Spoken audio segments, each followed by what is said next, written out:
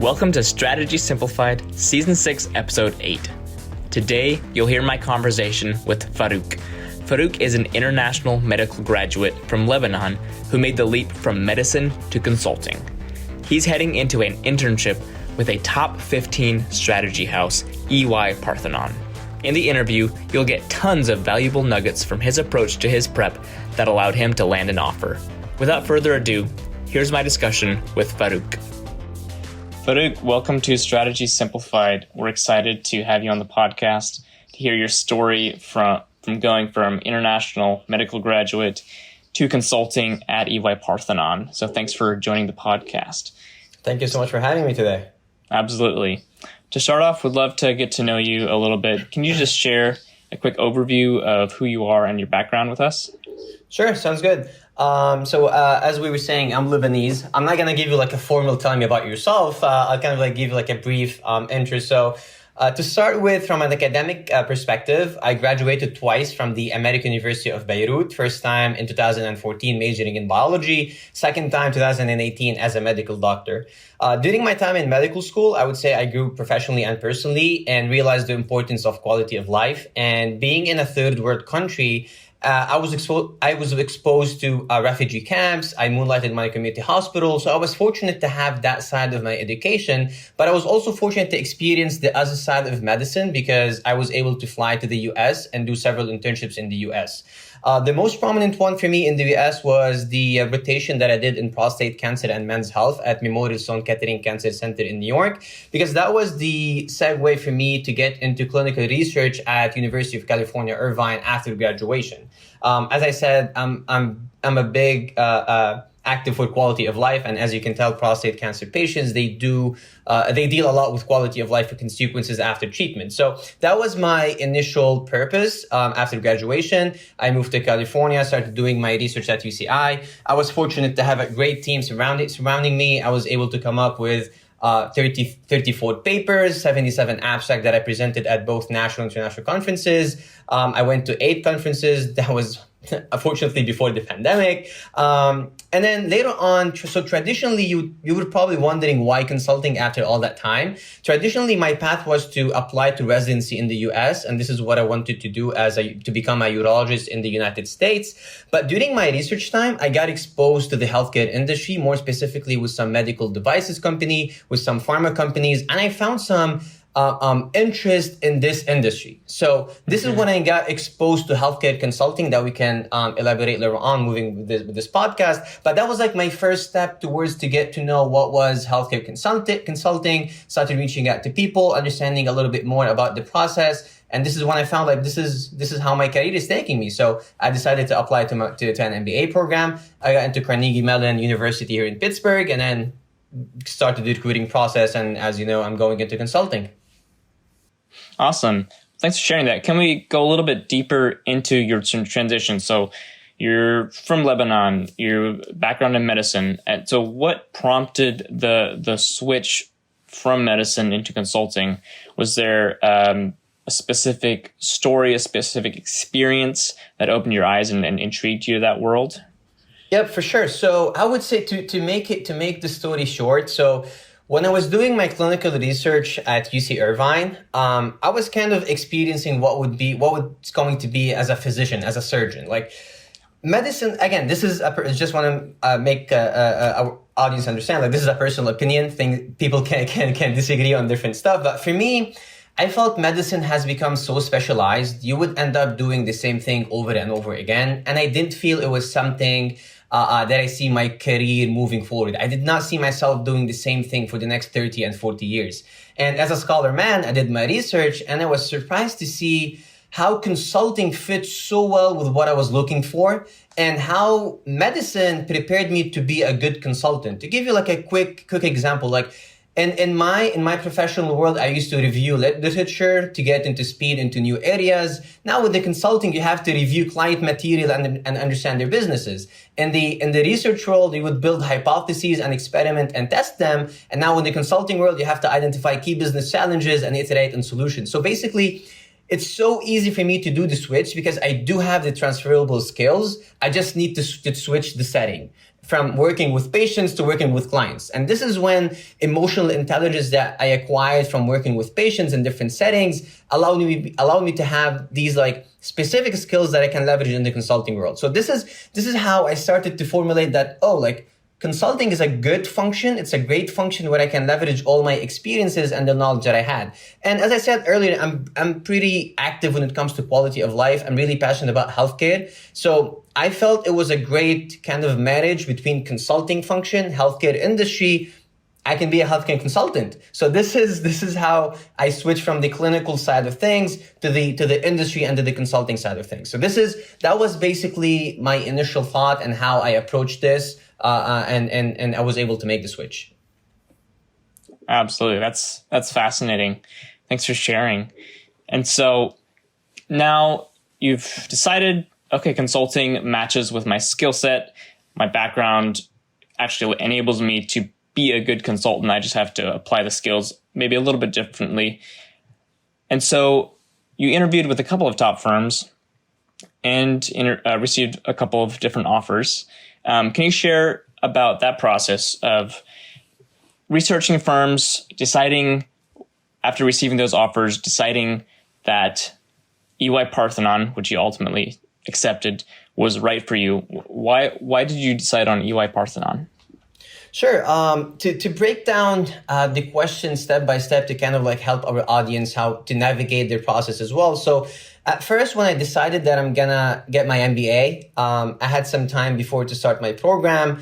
I did some research. It was not too extensive because I didn't know exactly what I was going into, and I knew the network at Tapper would definitely help me narrow down some firms and to do some networking. But before that, I took the time to start understanding what is casing, because any company you're gonna apply to, casing is gonna be a big factor. Like no matter what company you end up joining, you're not gonna get away from casing. So yep. Casing was a major component. So this is when I started to do my research, and this is when I found Management Consulted.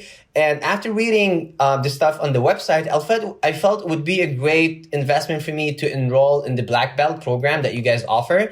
And I was part of the June cohort. So this is what I first started doing to get familiar with the components of the case, because this is something that was new to me. I had no experience how to do a case, how to tackle a case, how to ask questions. So I started by watching all the videos in the boot camp that you guys have, in the case interview boot camp. So to kind of familiarize myself, because I had some time before my MBA program.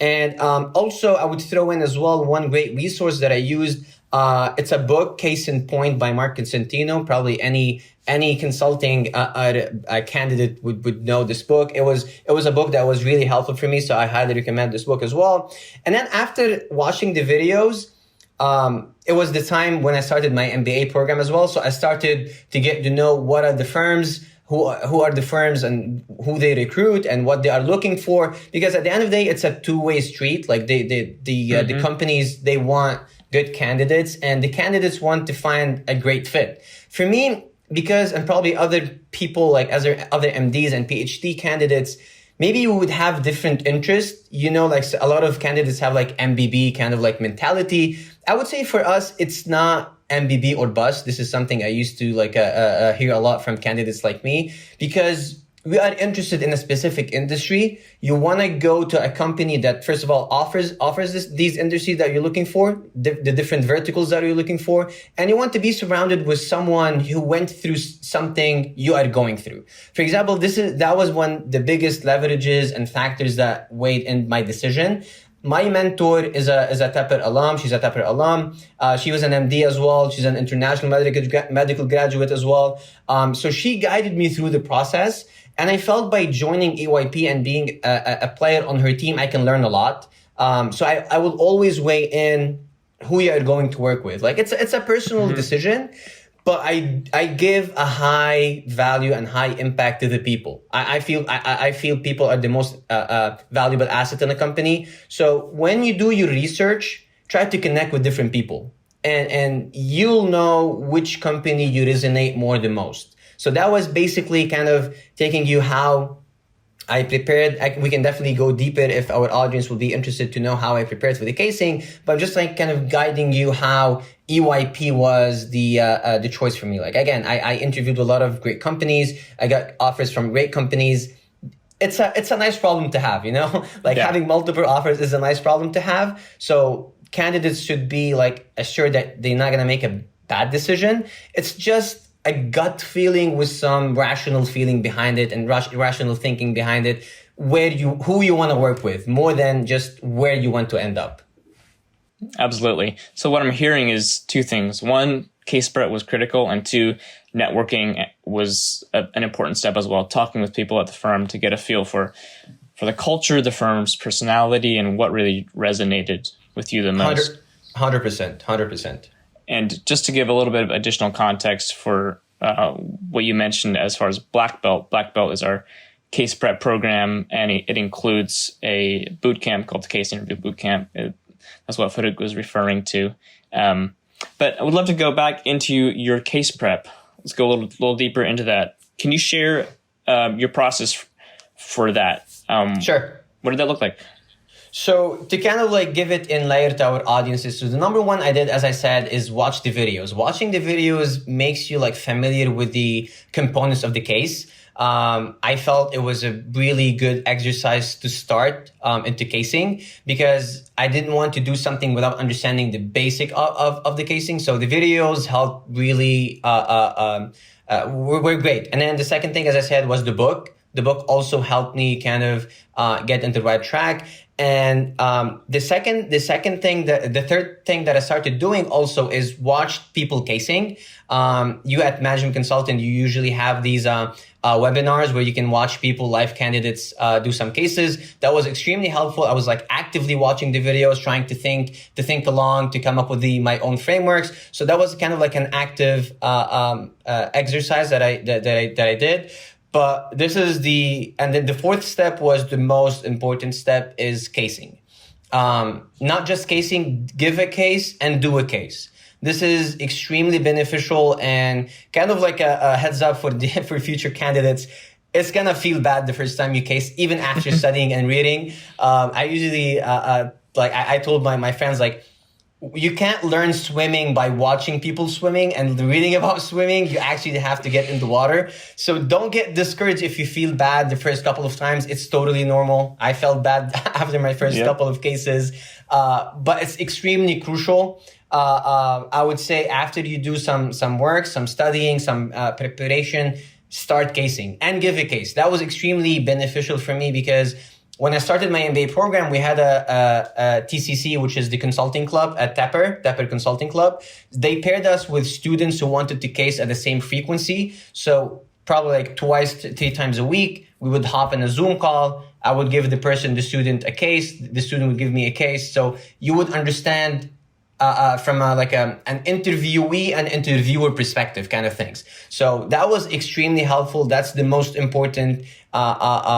aspect of the whole casing process. And probably if the audience is interested to have like a number in mind, I would kind of stay away from how many cases you need to prepare. It's not about quantity, it's about quality. But if people are interested, I did like in the 30s and give like 35 kind of case. So that was basically the number if people want to have like a reference. But again, I highly emphasize on the quality. So one tip that I can give to candidates while preparing is do multiple cases from different industries and different functions. Don't stick for specific industries. Even if you're recruiting for healthcare or non-healthcare, like this is what I did, because sometimes in the interview process, you're not guaranteed to get a healthcare case. So get familiar with other industries, other functions. And what I used to do at the same time, I bought a small notebook. So when I was doing like an industry that I'm not comfortable with, I would write down certain questions that the candidate would ask in these type of cases to kind of familiarize myself with certain questions, especially during brainstorming, because during the case, as you start preparing, you can get brainstorming questions. So once you get familiar with certain industry, you kind of have like an arsenal of specific questions to ask. So you will be like way more prepared, more comfortable by having these questions. So I highly recommend candidates to have like a notebook with them along along their casing journey to kind of like keep taking notes, some specific interesting questions, interesting frameworks, interesting buckets to kind of like stay in shape, I would say. So this is basically kind of let me use the word framework of how I tackled the preparation process. Well, you just shared a lot of gold in there. That's a lot to digest, but you nailed it on the head for how we work with folks in the fact that it's quality over quantity. There's no magic number of cases that you do until you feel prepared. It's different for everybody, and it depends on a lot of different factors, your partner, the feedback, the case you have, etc. And right, the approach is the same for cases, no matter which industry, whether you're in healthcare or human capital or tech. It's, can you be structured? Can you communicate well? Can you do math on the spot, and etc. We'll come back to the show after this quick message. Want to break into the consulting firm of your dreams? Then join Black Belt, the world's most effective consulting prep program. You'll get A, expert guidance as you navigate consulting recruiting. B, confidence to walk into any case or behavioral interview knowing that you're prepared. And C, an 80% chance to land an offer in an industry where the average is 3%. Our expert team has helped thousands land offers at over 170 global consulting firms like McKinsey, Bain, BCG, EY, etc. And we can help you do the same. First, we'll make sure you get an interview by editing your resume and cover letter. Then, we'll prepare you for the interview through one-on-one coaching with a former McKinsey, Bain, or BCG consultant. We'll work with you no matter your background, timeline, or situation. We've seen it all, and with the right strategy, there is no such thing as an impossible situation. Are you ready to get the upper hand by joining the world's most effective consulting prep program? Visit the link in the show notes to join the June Black Belt cohort today. And so that's the case prep portion, and moving backwards to networking. Can you talk to me a little bit about that? How did you find the right people to network with? Who did you find? Was it through Tepper? Was it on LinkedIn? Can you just share a little bit more of the details of that? Sure. So I think one bright side for candidates like us, like MDs and PhDs, you're not going to find as many as people from like different backgrounds in the consulting function. So once you find someone in the company that you're interested in from the same school, don't hesitate to reach out. People are out there to help you. So to answer your question, it was both. It was a mix of both through Tepper, through my school, and through LinkedIn. For example, I would go on LinkedIn, type in the company, look for the titles. I was interested in the industry, see who's in the industry, in the healthcare industry, and see just an MD next to it. Once I see an MD next to the name, I know I need to reach out to them. And honestly, I would say my success rate was pretty high. If I want to give a number, I would say definitely more than 80% of response rate. So looks like a scholar, people like us, MDs and PhDs, are really out there to help new candidates. So I would encourage people to reach out. Don't be afraid. Don't abuse LinkedIn, but I mean, be smart on who to reach out to. They will definitely, like, even myself, if people are interested, if the audience is interested to reach out to me, feel free to, we can definitely add my name, add my LinkedIn page. They can definitely feel free to shoot me a text and we can connect as well. So that would say definitely LinkedIn. For MBA candidates, definitely through their alum network. It's going to be extremely helpful. At Tepper, we had a track week. We had a week between Mini 1, Mini 2 through the first semester where all the companies, all the consulting firms gave kind of like webinars, and we had contacts with people from our school to reach out to ask questions. And another point that I want to highlight, don't just network for the sake of networking. Learn about the company, learn about the people, learn about the culture, because it's going to help you a lot through the other component of the interview, which is the fit or behavioral component of the recruiting process. For some companies, it's even 50-50, like the weight of the case and the behavioral component. Some firms had 2 behavioral component, 1 case component. So in some other firms, fit is extremely helpful. And when you talk to people, get the answers that you might expect to be asked on during the interview. It will make you sound way less generic and way more engaging with the company. So this can be extremely helpful to kind of like get the information you need about the company. So just to kind of like to sum up, this is how I approached the networking process through my school, through LinkedIn. And I tried to get as much information as possible to learn about the company and to kind of like have the answers that I need for the fit component of the recruiting process. So what I'm hearing you say is there are multiple ways to network, but the worst thing you can do is to not do it. 100%. And reach out to people at your level and with your background. They want to help, and most companies have a referral process, and so they're incentivized to help out 100%. in that way.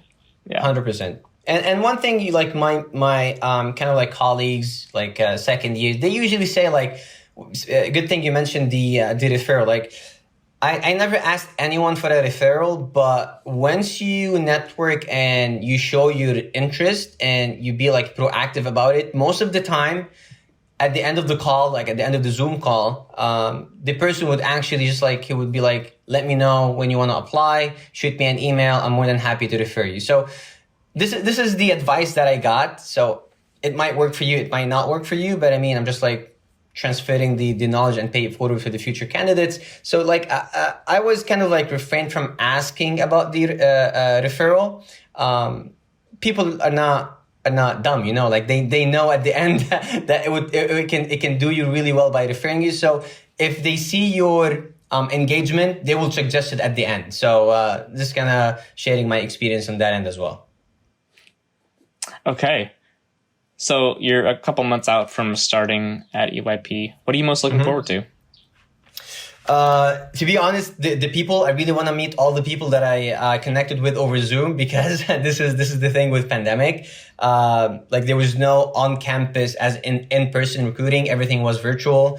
I met a lot of people, a lot of great people. Can't wait to see them in person, to get to know them and to start like working with them as well. And try to be as helpful as possible with my background and knowledge. That's number one. Number two, I would say, get back into the labor force. Being a student is fun, but for me personally, I really want to go back to contributing to the healthcare system and the life sciences industry. Like I can't wait to get working on these aspects of especially being a part at EYP as well. So I would say this is what I'm most looking forward to: the people and the work. Awesome. And this will be the last question before we move on to a couple personal questions, and I'll make this a two-parter. Do you have one piece of guidance for A, people with international backgrounds, such as yourself, and B, people in medicine, specifically IMGs, for those folks looking to get into consulting? Yeah. The switch for me, it was maybe I made it simple, easy. It was not easy. Definitely it was like I would say a 13 to 15 month process. Like I made it seem simple. Decision was not easy. Like all the years that I invested time, energy, money in the clinical side, it might not be easy for some folks to do the switch. But at the end of the day, just think about yourself. Usually candidates are going to be in their 20s who are going to think about this switch, I would say. Even in the 30s, you're still young. You still have plenty of years ahead of you. Clinical medicine is a huge commitment.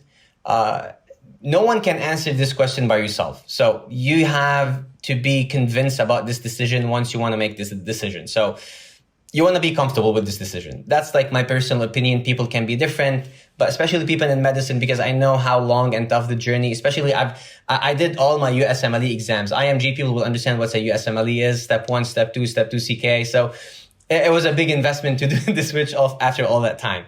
But truly just think about what you want to do for the next 20, 30, and 40 years. That's the big question. That's the key question. That's like the $1 million question. Just think about what drives you, what motivates you, and take it from there. So this is the advice for IMG and candidates. What is the other component? Just for folks not from the U.S. Oh, sure. Look at it as a like a learning curve. It's really interesting to get to know the different people, learn about different cultures. I'm enjoying the journey. Like I'm not stressing about the ups and downs, because definitely there's some ups and downs. Keeping my eyesight on the objective, enjoying the journey. For international, definitely reach out to people, because at the end of the day, we're not inventing the wheel. Some people before did the switch, came across the seas, made it. Learn from them, reach out to them. Trust me, people are more than willing to help. This is something that I'm really amazed, and I'm discovering I'm discovering it like on daily basis, like how helpful people are. So don't be afraid to reach out. If you don't ask, you're not gonna know. So just ask. A lot of times you're gonna find people who've done the same thing. Try to learn from them, be comfortable with the process, and enjoy the process. Amazing. Brilliant. Thanks for sharing your wisdom and your experience with us. I know there's a lot of folks who are going to find hope and inspiration in your story. I hope so. Yeah. Okay, moving into the last segment of the podcast. A couple personal questions, get to know you. Sure. First one, what are you doing on the weekend? What's a favorite weekend activity you have? So I'm a pretty low maintenance guy. All what I need is working out and eating sweets. So usually I play tennis on the weekend. I love tennis. It's either tennis or soccer with my type of folks. We have like a soccer club, tennis club. So it depends on the weather here in Pittsburgh. If we can play soccer or indoors or outdoors, it depends. But mainly working out. It keeps my sanity. And I'm a Then you balance it out with the sweets, right? 100%. This is my motivation to work out, is because I have a big sweet tooth. I love desserts. I love cheesecakes. I love chocolate mousse. And I kind of gave that trait to my fiance. So now, like every single time we go eat a meal, we should have a sweet. So this is what I do when my fiance is in town. I definitely spend time with my fiance. But I mean, other than that, it's mainly working out, eating sweets, exploring different areas in Pittsburgh where I can enjoy good desserts. Like last weekend, I got really great mini donuts. That was a good place. I'm definitely checking out this place again. They have a lot of variety. So this is what I do on the weekend. Okay. I love it. I'll have to check that out if I'm ever in Pittsburgh. Sure. And then last question to round this out. Can you share one item from your bucket list? Sure. I'll share one item it's mainly two items connected together. So the first one is, like there's this famous video about, rest in peace, Kobe Bryant said, like, he was 2-up in the finals and he said, why should I be happy? Job not finished. So this is how I'm looking at the internship. I got the internship, but job not finished. So one bucket list item is to secure a full-time with EYP, hopefully. So that's one bucket list. And the day I sign my full-time offer, I'm going to propose. So I'm not ruining the surprise to my fiance, but I need a full-time, and then I can propose to my fiance and hopefully get married. So this is what I'm looking forward to in the remaining of 2022, hopefully. That's awesome. Got an exciting year ahead. Yep, hopefully. Cool. Very exciting. Well, Farouk, it's been a pleasure to have you. Thanks for sharing your story, and we wish you nothing but the best. Thank you so much. Have a great one. Thanks for listening. If you've gotten anything from this podcast, we'd love to hear your thoughts. Head over to Apple Podcasts and leave a rating and review, or Spotify to simply leave a rating. You can also shoot the team an email, podcast@managementconsulted.com. We'd love to hear from you. We'll catch you next week.